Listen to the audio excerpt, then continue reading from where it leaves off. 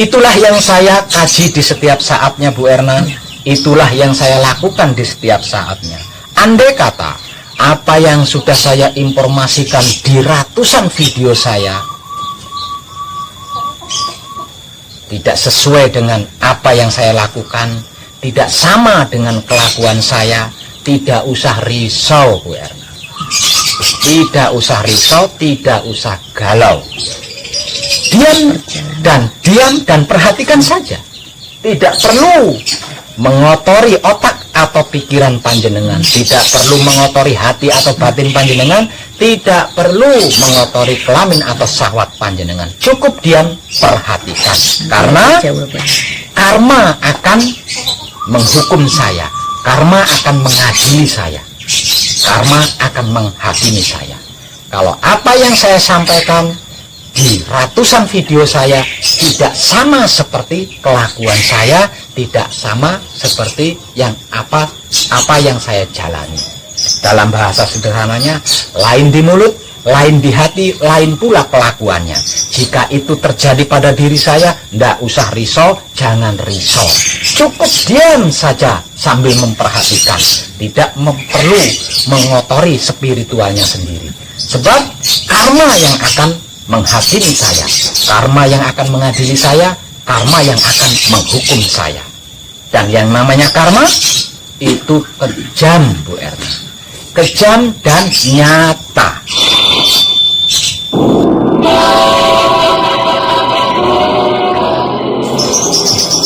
Santai aja, Bu, duduknya. Relax. Ibu siapa? Ernawati. Ibu Ernawati dari Bandung, ya? Iya. Dari Bandung. Sebelum melangkah lebih jauh, Ibu Erna, yang perlu panjenengan ketahui bahwa yang sedang saya pelajari, yang sedang saya kaji, yang sedang saya lakukan itu bukan sesuatu yang remeh dan sepele, Bu Erna.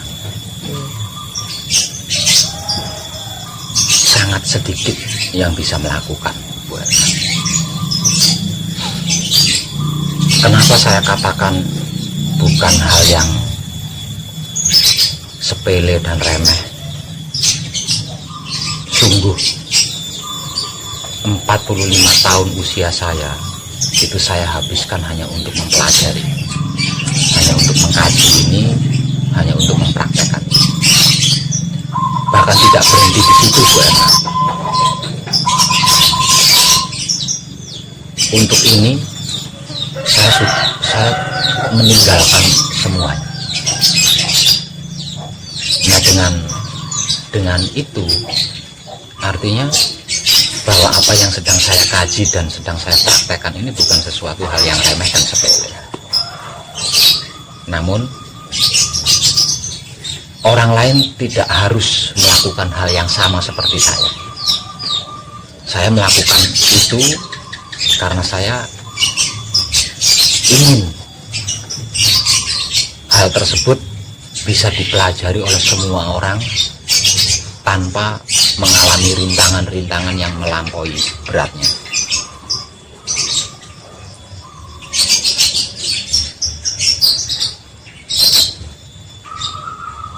Jujur, saya salut sama panjenengan.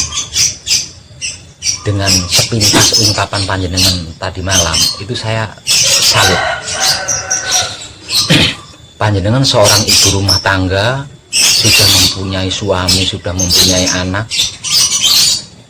dan mungkin hampir mempunyai cucu atau bahkan sudah punya cucu. Tapi keinginan panjenengan, semangat panjenengan untuk berspiritual sampai segitunya gitu ya, sampai segitunya. Datang ke sana, datang ke sini, datang ke sana, datang ke sini. Suami ditinggalkan, anak ditinggalkan, cucu ditinggalkan, rumah ditinggalkan. Itu saya salut banget gitu. Salut banget. Dan saya rasa, maaf Bu Erna ya, ini saya rekam tapi panjenengan tidak ada di sini ya, hanya suara saja. Panjenengan bisa dengan apa yang saya hadapi saat ini, panjenengan bisa mengetuk pikiran dan hatinya ribuan bahkan mungkin jutaan ibu rumah tangga di luar sana. Panjenengan bisa menggugah kesadaran jutaan ibu rumah tangga di luar sana bahwasanya Tuhan itu melebihi segalanya, artinya lebih utama dan lebih penting. Di dalam berspiritual, kata-kata yang menyentuh saya, kata-kata panjenengan yang menyentuh saya di dalam berspiritual, ketika seorang suami mencegah panjenengan untuk melakukan spiritual ini lebih jauh lagi, bahasa panjenengan begitu sederhananya, tapi kalau diketahui seluruh wanita, ini benar-benar menggugah seluruh wanita, Bu Erna. Kata-kata apakah itu? Ketika panjenengan dicegah oleh sang suami, panjenengan berkata, sekarang Bapak yang belajar berspiritual, nanti saya yang akan berguru kepada Bapak jika Bapak mencegah spiritual saya. Kalau harus disederhanakan, kalau di dalam spiritual ini mencari jati diri, mengenal Tuhan lebih dalam, kok Bapak mencegah saya? Nah, sekarang Bapak saja yang belajar, saya di rumah. Nanti kalau Bapak sudah bisa, saya akan berguru kepada Bapak. Wah, itu kata-kata itu sangat menyentuh sekali sama saya. Kan imam rumah tangga lah, iya. Lebih pintar dari lah, iya. Tapi mau berguru suaminya lebih pintar. Nah, sementara Ibu Erna tekadnya, niatnya melakukan spiritual ini karena Ibu Erna tahu bahwa sang suami yang menjadi kepala rumah tangga tidak bisa melakukan dikarenakan sang suami terikat pekerjaan, terikat tanggung jawab menafkahi anak istrinya. Nah, saking sibuknya terikatlah dia pada tanggung jawab rumah tangga tersebut. Nah, Ibu Erna menyadari karena suami saya tidak bisa melakukan pembelajaran ini, maka saya harus yang melakukannya. Setelah mendapatkan titik temu yang sebenarnya akan saya bagikan kepada sang suami, sehingganya sang suami bisa belajar tidak harus meninggalkan rumah. Itu loh yang menyentuh saya, Bu Erna. Biasanya aku kasihkan ke suami, anak, orang tua. Luar biasa sekali, kata-kata itu berhasil menyentuh saya. Dan dengan itu saya merasa cukup, Bu Erna ya. Saya merasa cukup untuk saya jadikan alasan agar saya bisa mengungkap rahasia besar untuk yang ketiga kalinya. Saya sudah mengungkapnya 2 kali, Bu Erna, dan itu sudah saya anggap cukup. Namun saya ingin saudara-saudari saya di luar sana itu lebih klik lagi. Namun saya tidak punya alasan, tidak punya dasar. Nah, dengan kedatangan Ibu Erna ke sini, saya menjadi punya alasan untuk mengungkapnya sekali lagi tentang sesuatu yang sangat luar biasa yang selama ini dirahasiakan, Bu Erna. Selama ini dirahasiakan, selama ini disembunyikan, selama ini ditutup-tutupi kesejatiannya karena dianggap wadi. Tidak semua orang bisa melakukannya. Karena alasan itu, akhirnya apa yang paling utama di dalam pembelajaran ini dirahasiakan, ditutup-tutupi, disembunyikan. Jadi orang yang berada di ranah itu, jika tidak benar-benar digedor, dia tidak akan membukanya, tidak akan memberikannya. Bahkan Ibu Erna sendiri sudah mengalami. Dengan hal ini, Bu Erna kan sudah kemana-mana, ya kan? Nah, sudah ke sana, suami ditinggalkan, anak ditinggalkan, keluarga ditinggalkan, cucu ditinggalkan, hanya untuk ini, namun belum menemukan titik terang kan? Iya. Itu sebagai bukti bahwa apa yang ingin Ibu Erna capai itu bukan sesuatu yang remeh, bukan sesuatu yang gampang. Semoga jutaan ibu rumah tangga di luar sana yang memiliki sang suami super sibuk bertanggung jawab tentang rumah tangganya, jangan jangan justru membebani kesibukan suami. Karena apa? Karena mempelajari hal ini bukan khusus laki-laki saja, perempuan pun punya hak, apalagi memiliki seorang suami yang sibuk, terikat pekerjaan, tidak bisa meninggalkan tanggung jawabnya sebagai kepala rumah tangga. Ibu, seorang istri, wajib menjadi penerus atau perwakilannya di dalam hal apapun, terutama tentang mengenal jati diri dan mengenal Tuhan lebih dalam lagi. Sebelum Bu Erna masuk lebih jauh, masuk lebih dalam, yang perlu Ibu Erna ketahui mulai saat ini, dan saya mohon Ibu Erna jangan pernah lupa, karena jika Ibu Erna sampai lupa, maka Ibu Erna akan tersesat dikarenakan tidak mengetahui jalan, bahkan tidak tahu diri. Oleh karena sebab itu, setelah saya memberitahukan kepada Ibu Erna tentang rahasia besar ini, maka selanjutnya ke depannya berusahalah untuk selalu ingat bahwa identitas jati diri seorang manusia hidup, tidak peduli itu lelaki, tidak peduli itu perempuan, asal usulnya adalah sebagai berikut. Ketahuilah Bu Erna, apa yang sedang saya kaji, apa yang sedang saya lakukan, tak lain dan tak bukan adalah wahyu pancagaib. Wahyu pancagaib ini adalah wahyu tertua Ibu Erna, karena wahyu pancagaib ini adalah wahyu yang pertama kali turun ke bumi, turun ke dunia. Sebelum wahyu-wahyu lain yang diturunkan, yang pertama kali diturunkan adalah wahyu pancagaib. Wahyu itu pemberian Tuhan secara langsung, panca itu 5, gaib itu ruh. Wahyu pancagaib berarti 5 ruh pemberian Tuhan secara langsung, artinya tanpa perantara. Penerimanya siapa? Penerima pertamanya siapa? Penerima pertamanya adalah kakek moyang kita Adam, yang artinya asal dumadi anane manungsa. Adam bisa dimaknai dan diartikan sebagai manusia ataupun non manusia. Yang pasti dan jelas, Adam arti maksudnya adalah asal dumadi anane manungsa. Itulah manusia pertama yang menerima wahyu pancagaib, yang pertama kali turun ke dunia. Kronologinya seperti apa? Sebagai berikut Bu Erna.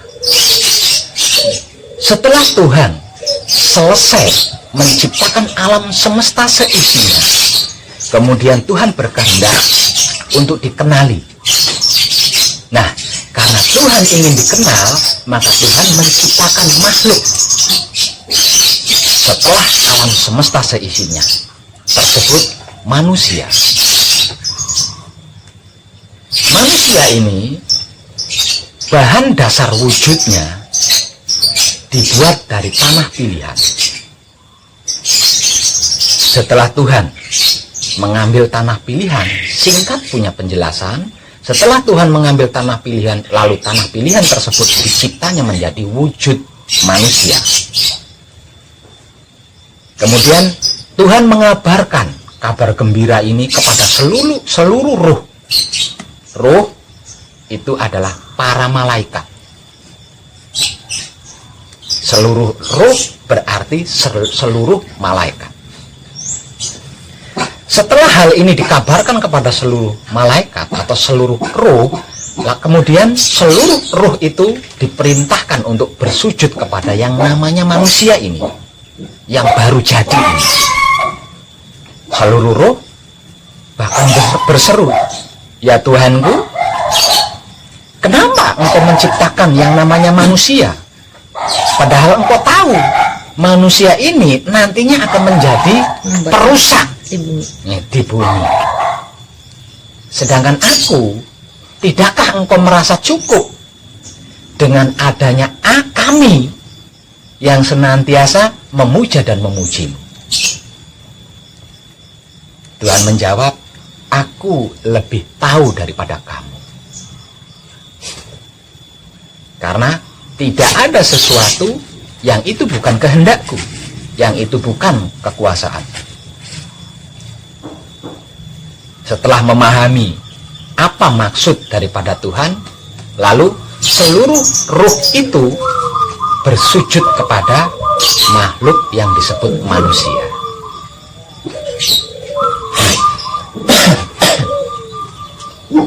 Kemudian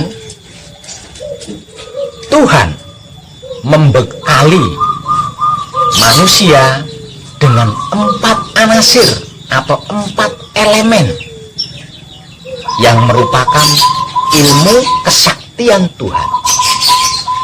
4 elemen atau 4 anasir ini juga disebut sebagai ruh, setara dengan para malaikat.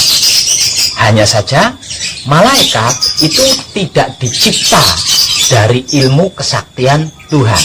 Sedangkan 4 ruh atau 4 malaikat atau 4 elemen yang dibekalkan kepada manusia ini berbahan dasar ilmu kesaktian Tuhan. 4 anasir atau 4 elemen ini lebih dikenal dengan sebutan sedulur papat atau mutmainah, aluamah, amarah, dan sukiyah. Setelah 4 elemen atau 4 anasir yang merupakan esensi kesaktian Tuhan dibekalkan kepada manusia, kemudian Tuhan mengambil ruhnya sendiri. Aku ambil ruhku, lalu aku utus untuk menghidupkan manusia. Setelah Tuhan mengambil ruhnya sendiri dan melakukan semua dan seluruh perjanjian yang menjadi konsekuensinya, kemudian Tuhan mengutus ruhnya sendiri untuk masuk ke dalam tubuh manusia sebagai penghidup. Berarti dengan penjelasan ini sudah ada 5 ruh di dalam diri manusia, kan Bu Erna? Lah, 5 ruh yang diberikan oleh Tuhan secara langsung inilah yang dimaksud wahyu pancagaib. Wahyu tertua, wahyu pertama turun ke dunia. Penerimanya adalah kakek moyang kita, Adam.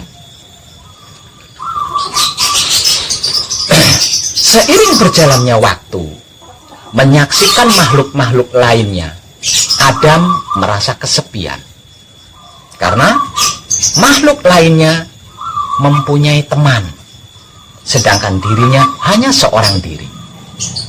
Dengan mengalami ini, kakek moyang kita Adam bersedih karena kesepiannya.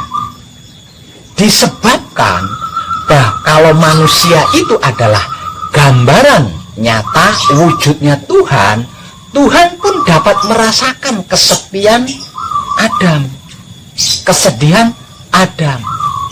Karena Tuhan tidak ingin fotokopinya ini mengalami kesepian dan kesedihan, kemudian Tuhan mengambil sepotong tulang rusuk Adam untuk dijadikan teman bagi Adam.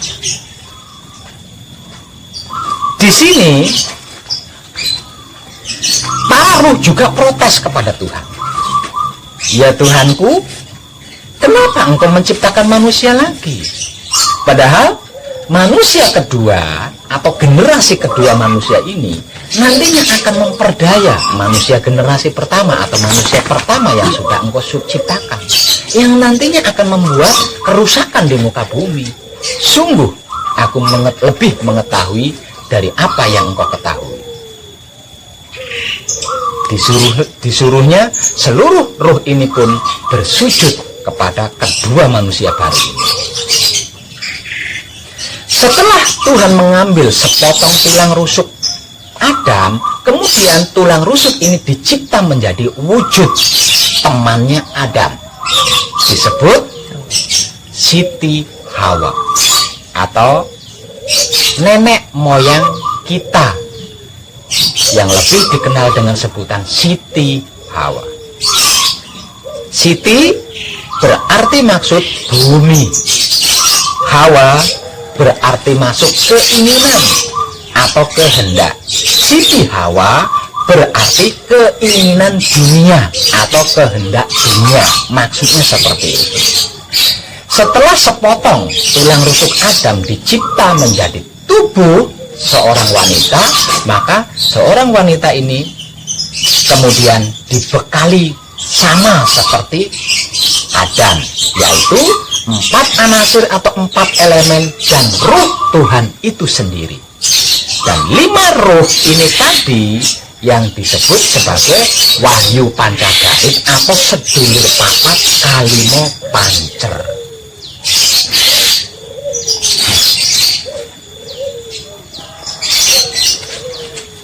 Untuk mengantisipasi apapun yang dilakukan oleh kakek moyang kita Adam dan nenek moyang kita Siti Hawa, Tuhan menciptakan manusia generasi ketiga, yaitu anak dan cucu-cucu Adam Hawa, termasuk kita. Manusia generasi ketiga yang menjadi antisipasi antara Adam dan Hawa ini dibuat lebih sempurna, dibuat lebih hebat dibandingkan Adam dan Hawa. Bahan dasar tubuh Adam terbuat dari tanah pilihan. Bahan dasar tubuh Siti Hawa dibuat dari tulang rusuk, tapi tidak dengan tubuh atau wujud manusia generasi ketiga. Lalu bagaimana kronologinya? Manusia generasi ketiga yang diciptakan oleh Tuhan dibutuhkan proses yang tidak sebentar, Bu Erna. Proses yang sangat lama.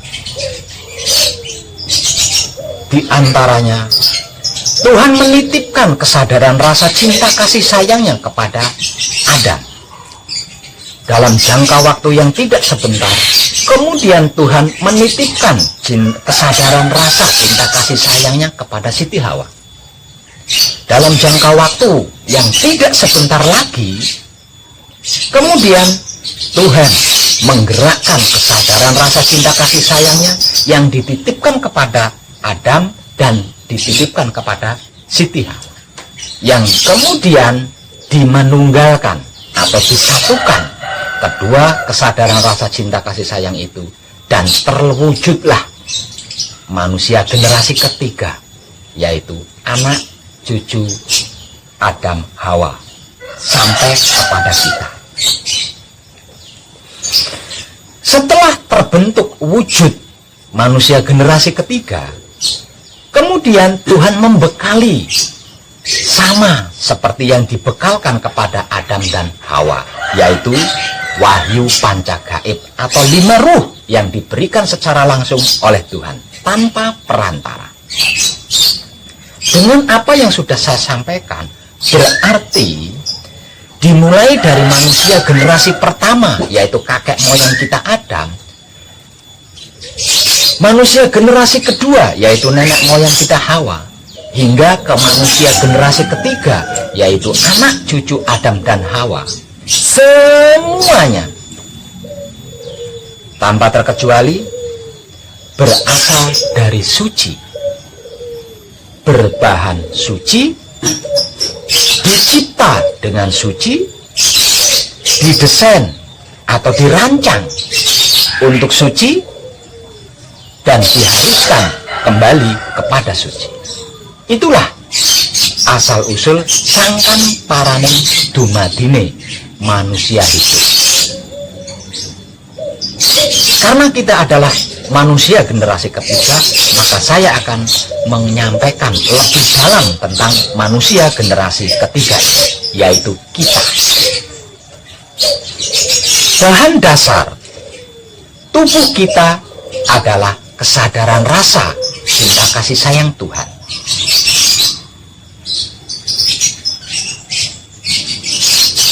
Tidak berhenti di situ. Lebih dari itu, Tuhan menitipkan 3 singgasana kekuasaannya di dalam diri kita. 3 singgasana kekuasaan Tuhan yang dititipkan di dalam diri kita adalah otak atau pikiran kita, yang lebih dikenal dengan sebutan Baitul Makmur. Singgasana yang kedua, hati atau batin kita, yang lebih dikenal dengan sebutan Baitul Mi'raj. Singgasana yang ketiga, yaitu kelamin atau syahwat, yang lebih dikenal dengan sebutan Baitul Muqaddas atau Maqdis.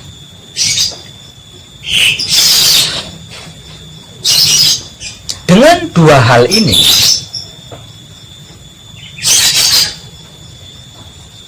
sungguh kita benar-benar tidak bisa buruk, Bu Erna.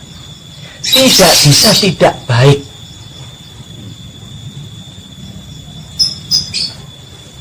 Kenapa? Karena wujud kita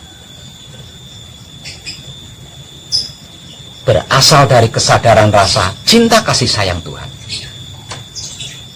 Di dalam diri kita ada wahyu pancagaib yang tak lain dan tak bukan 4 merupakan esensi kesaktian Tuhan, dan yang 1 yang paling utama adalah Ruh Tuhan itu sendiri. Yang ketiga, di dalam jiwa kita ada 3 singgasana kekuasaan Tuhan yang dititipkan kepada kita. Dengan 3 hal ini, artinya kita sebagai manusia generasi ketiga sama sekali tidak bisa buruk, tidak bisa jelek.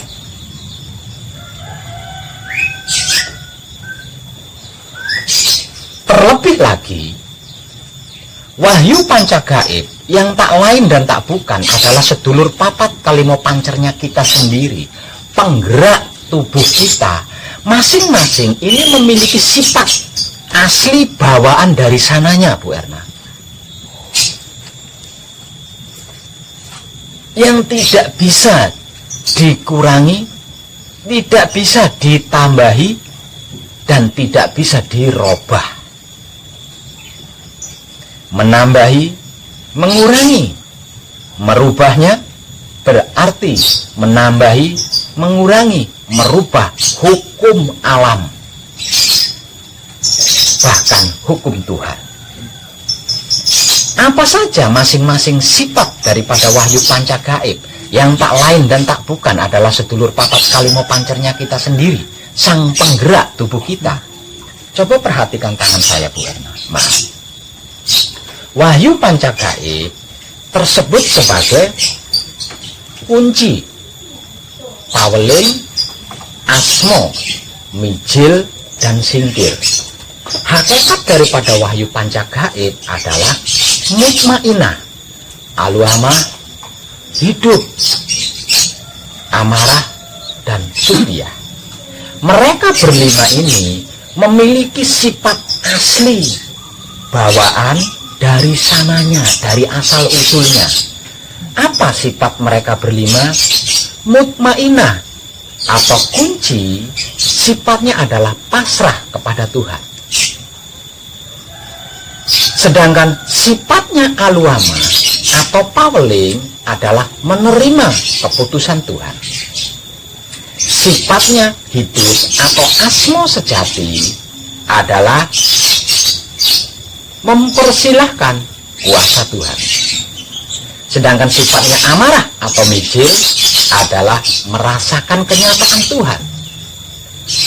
Dan sifatnya supiah atau sipir adalah menebar kesadaran rasa cinta kasih sayang Tuhan kepada apapun, siapapun, dimanapun, hingga sampai kapanpun.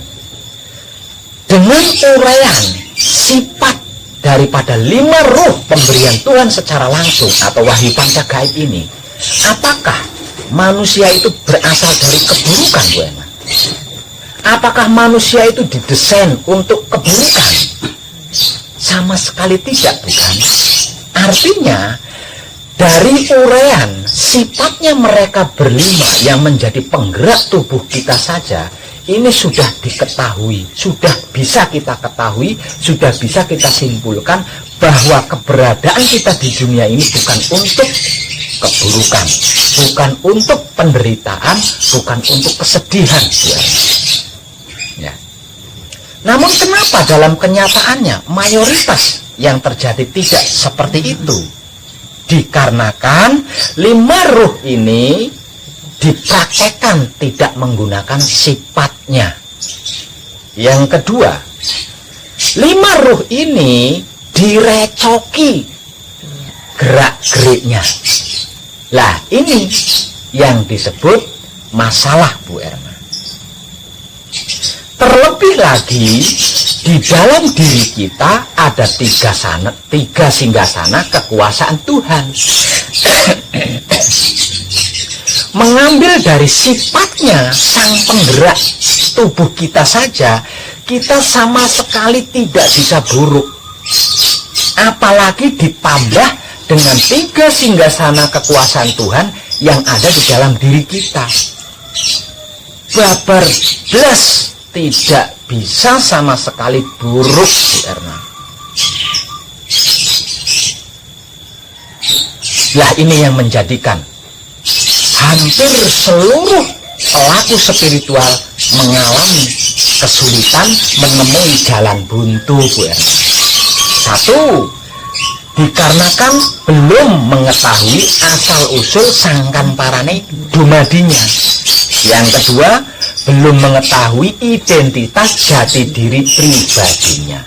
Andai saja seluruh pelaku spiritual mengetahui ini, dan untuk yang sudah mengetahui tidak lupa, nggak ada yang namanya sulit, nggak ada yang namanya berat, nggak ada yang namanya masalah.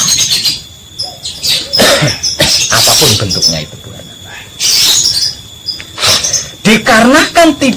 Dikarenakan belum mengetahui asal-usul sangkan parane dumadi, dikarenakan belum mengetahui identitas jati diri pribadinya, maka yang terjadi sesama agama saling berantem, sesama keyakinan saling berantem, sesama kepercayaan saling berantem, bahkan satu keluarga bisa berantem, Bu Erna. Ini loh. Tidak berhenti di situ. Para pelaku spiritual ngerti dan paham, bahkan tahu bahwa yang sedang dituju adalah guru sejati, yang sedang dituju adalah suci, yang sedang dituju adalah Tuhan. Namun di dalam prakteknya begitu asik dan begitu enjoynya melakukan keburukan-keburukan. Jadi tidak nyambung. Bagaimana mungkin suci Tuhan bisa ditempuh dengan jalan keburukan? Ditempuh dengan jalan kebaikan saja, jika Tuhan tidak menghendaki, tidak akan bisa. Apalagi ditempuh dengan cara dan jalan keburukan. Lah, ini masalah yang jadi pokok permasalahan para pelaku spiritual, sehingga mereka mengalami kesulitan dan menemui jalan buntu.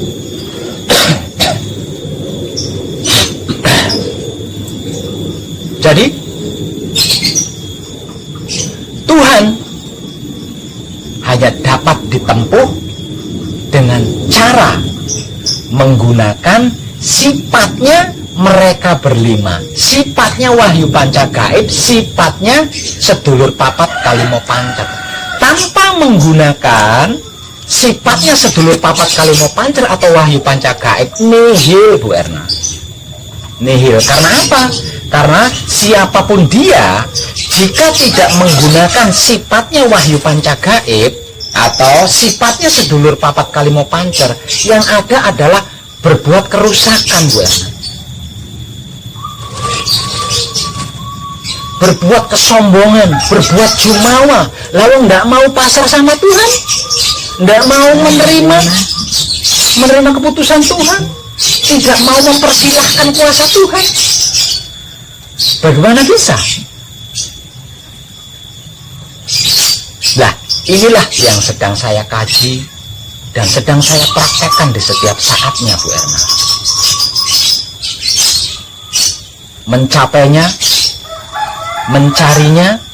Mencapainya berarti kita harus bersedia pasrah kepada Tuhan, harus bersedia menerima apapun keputusan Tuhan, harus bersedia mempersilahkan kuasa Tuhan, harus bersedia merasakan kenyataan Tuhan dimanapun, harus bersedia menebar kesadaran rasa cinta kasih sayang Tuhan kepada apapun, siapapun, dimanapun, hingga sampai kapanpun.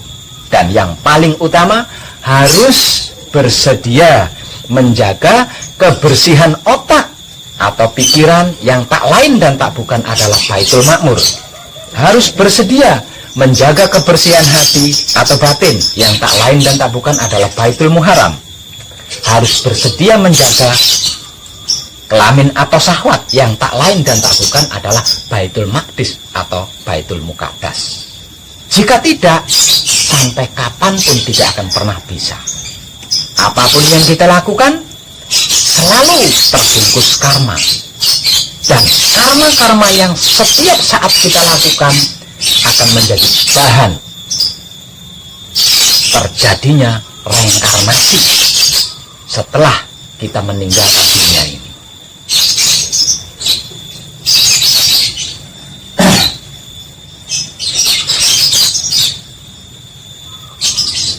Kebersihan atau bersih otak, pikiran, hati batin, kelamin syahwat yang tak bermaksud itu yang seperti apa? Ini tidak gampang, Bu Erna. Ini sangat amat rumit. Karena apa? Karena kita belum terbiasa, Bu Erna. Bukan berat, tapi sulit dan rumit. Dan itu dikarenakan kita belum terbiasa. Kalau kita sudah terbiasa, tidak ada sulitnya, tidak ada rumitnya. Lawang kita berasal dari suci, berbahan suci, dicipta dengan suci, didesain atau dirancang untuk suci, dan diharuskan kembali kepada suci. Bahan dasar tubuh kita, kesadaran rasa cinta kasih sayang Tuhan. Bahannya jiwa kita, yaitu sedulur papat kalimo pancer atau wahyu panca gaib, adalah Tuhan itu sendiri. Jadi tidak ada istilah berat, sulit, rumit. Otak atau pikiran kita yang tak lain dan tak bukan adalah Baitul Makmur harus bersih, Bu Erna, dari prasangka-prasangka buruk, pemikiran-pemikiran jelek. Harus bersih dari itu. Hati atau batin kita harus bersih dari sirik, iri, dengki, buli, dendam, benci, fitnah, mencari-cari kesalahan orang lain untuk dihina, untuk dilecehkan, untuk dihakimi, untuk dihadili, untuk dijatuhkan, bahkan untuk dihancurkan. Harus bersih dari semua itu hati atau batin kita. Sedangkan kelamin atau syahwat kita harus bersih dari kemelekatan duniawi. Berarti Dengan mempelajari ini, saya sudah tidak boleh lagi bersetubuh dengan suami saya. Bukan seperti itu. Berarti kalau mempelajari ini, saya sudah tidak boleh lagi berhubungan intim sama istri. Bukan begitu. Dengan pemikiran seperti itu berarti memaknai syahwat adalah seks. Memaknai syahwat sebagai seks terlalu dangkal, Bu Erna. Terlalu dangkal, terlalu cetek. Kalau syahwat dimaknai sebagai seks. Keinginan dunia. Syahwat yang dimaksud adalah keinginan, kehendak, kemauan. Itu loh yang dijaga agar supaya senantiasa bersih. Bersih dari apa? Ego, pamrih, arogan. Jagalah kebersihan keinginan kita. Setiap keinginan kita, jagalah kebersihan setiap kehendak kita dan kemauan kita dari ego, pamrih, arogan, duniawi yang melekat selama ini. Maksudnya seperti itu, bukan tentang seks gitu. Bukan tentang hubungan. Terlalu cetek dan dangkal kalau syahwat dimaknai sebagai seks. Ada banyak yang salah paham di sini, Bu Erna. Ingin belajar tapi berhenti dikarenakan dia berpikir kalau saya belajar seperti ini maka saya masih muda. Kasihan istri saya ndak tak naikin. Kasihan suami saya ndak tak kasih jatah. Iki piye-piye nang wong. Kok memaknai syahwat kok dengan seks itu terlalu dangkal sekali, terlalu cetek. Padahal seks yang dimaksud adalah semua keinginan apapun bentuknya, semua kehendak apapun bentuknya, termasuk keinginan seks. Keinginan seks itu loh syahwat. Nah ini yang dijaga agar supaya senantiasa bersih. Jadi saya harap yang di luar sana termasuk Ibu Erna tidak salah paham, Itulah yang saya kaji di setiap saatnya, Bu Erna. Itulah yang saya lakukan di setiap saatnya.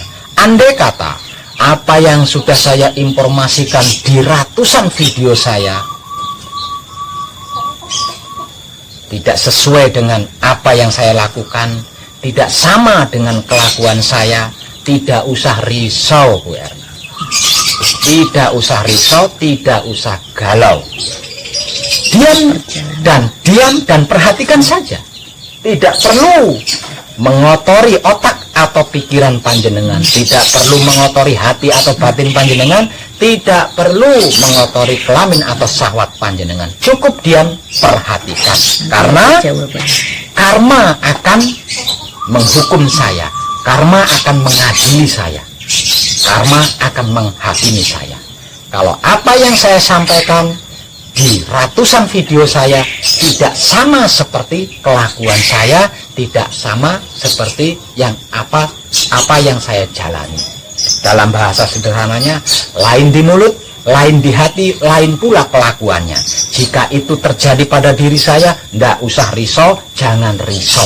Cukup diam saja sambil memperhatikan. Tidak perlu mengotori spiritualnya sendiri. Sebab karma yang akan menghakimi saya, karma yang akan mengadili saya, karma yang akan menghukum saya. Dan yang namanya karma itu kejam, Bu Erna. Kejam dan nyata. Dengan ini, apakah Ibu Erna sanggup menjaga Baitul Makmur, Baitul Muharram, Baitul Muqaddas yang merupakan 3 singgasana kekuasaan Tuhan yang ada di dalam diri Ibu Erna? Sanggup. Kalau Ibu Erna sanggup, saya pun lebih sanggup menemani spiritual Ibu Erna. Namun di sini tidak segampang yang dipikirkan oleh orang pada umumnya, Bu Erna. Bahkan Bu Erna sendiri sudah membuktikan dengan keliling ke sana ke sini, ke sana ke sini, ke sana ke sini. Namun hasil yang Ibu Erna inginkan belum Ibu Erna dapatkan. Artinya ini bukan hal yang remeh. Untuk mencapainya ada 3 level yang harus Ibu Erna tempuh. Level pertama adalah patrap samadhi mijil sowan sebagai penjaga otak atau pikiran, hati atau batin, kelamin atau syahwat. Level kedua sebagai pembersih otak atau pikiran, hati atau batin, kelamin atau syahwat. Dan level yang ketiga yang merupakan level terakhir adalah pembuka otak atau pikiran, hati atau batin, kelamin atau syahwat. Kalau Ibu Erna sudah menyelesaikan 3 level ini, maka Ibu Erna akan saya pertemukan dengan apa yang Ibu Erna inginkan. Ibu Erna bisa paham ini?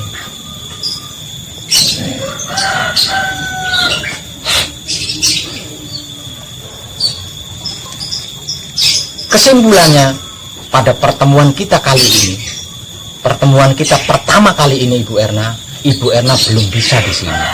Karena apa?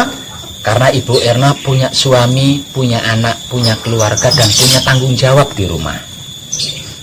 Maka Ibu Erna, saya mohon kembali dulu ke rumah untuk menyelesaikan 3 level yang menjadi syarat utamanya. Karena itu bisa dilakukan di rumah Ibu Erna. Syukur-syukur suaminya Ibu Erna bisa ikut bareng melakukannya, karena itu akan lebih mempermudah, lebih memperingan prosesnya nanti. Setelah selesai itu, saya harap Ibu Erna segera datang ke sini, tidak membuang waktu terlalu lama.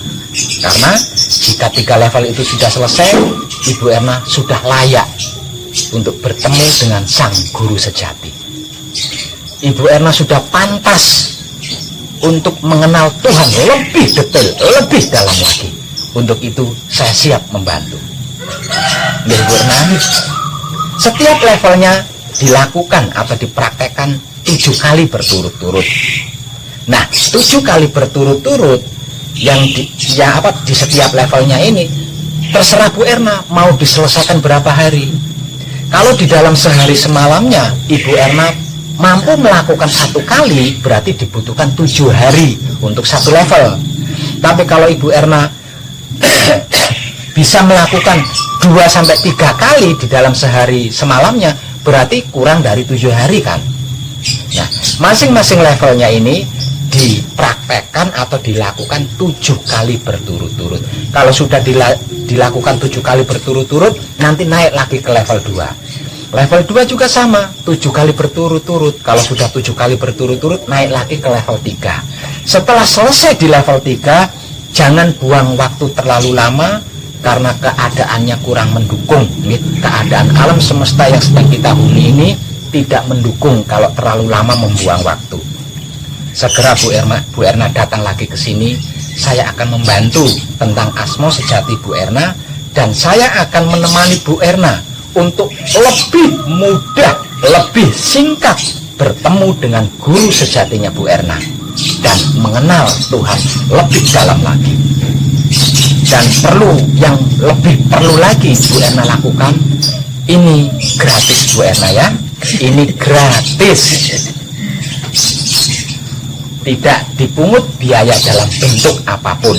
Jadi Bu Erna jangan sampai mempersiapkan ini untuk saya ya. Karena apa? Karena itu nanti akan mempersulit spiritualnya Bu Erna. Tujuan Bu Erna mungkin baik, ya kan? Tujuan Bu Erna mungkin baik, tapi kebaikan yang Ibu Erna lakukan dikarenakan pamrih ini justru akan mempersulit spiritual Bu Erna dan mempersulit saya dalam menemani spiritual Bu Erna. Nggih. Saya rasa itu sudah jelas Bu Erna ya. Namun jangan risau Bu Erna, walaupun waktunya tertunda, tapi saya akan memberikan kesaksian kepada Bu Erna agar spiritual Bu Erna itu menemukan titik puas. Ya, titik puas. Jangan pernah lelah mencari Tuhan. Betul. Kapan waktunya akan datang. Betul. Ya udah, kejar aja terus. Janji Allah itu pasti. Ya udah, kejar aja kapan. Dengan terekamnya ini Bu Erna, saya ucapkan terima kasih. Karena apa? Karena Bu Erna bisa jadi bahan penggugah kesadaran jutaan wanita di luar sana, Bu. Ya. Banyakkan wanita urusannya dunia semua. Urusannya dunia semua. Urusannya Tidak ingat mati. yang dipentingkan dan diutamakan justru malah mempersulit suaminya, membebani suaminya. Bener. Tapi semuanya kekayaan apa nggak akan membahagiakan. Nggak akan Contohnya membahagiakan. aku punya semua tapi aku belum bahagia. Lah iyalah, ini Berarti buktinya aku Bu punya Erna. semua. Bu Erna memiliki semuanya. Semuanya punya mobil, punya rumah, punya sampai mana? Iya, suami punya, anak punya, cucu punya. Di sini tuh galau. Nanti aku mati tuh mau kemana? Jangan-jangan aku sengsara di sana. Lihat suamiku nggak pernah ibadah, sibuk melulu sama pekerjaannya, bagaimana ini?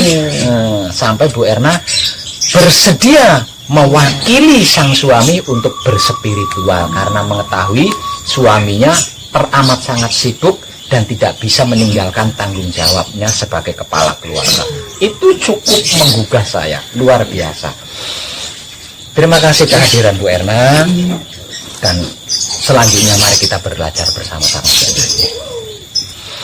Sekali lagi terima kasih Bu Erna, tercerahkan kita semuanya. Tapi ngerekam sepintas enggak apa-apa ya Bu Erna. Nanti dikiranya gaib. Jangan-jangan perempuan yang dimaksud Pak Web itu gaib. Nah, itu wujudnya Ibu Erna dari Kalau Bandung. Ibu Erna nggak kenal, kenalnya Ibu Budi. Oh, Ibu Budi. Itu Ibu Budi. Itu Ibu Budi. Mantap. Terima kasih. Selamat Rama, matur nuwun.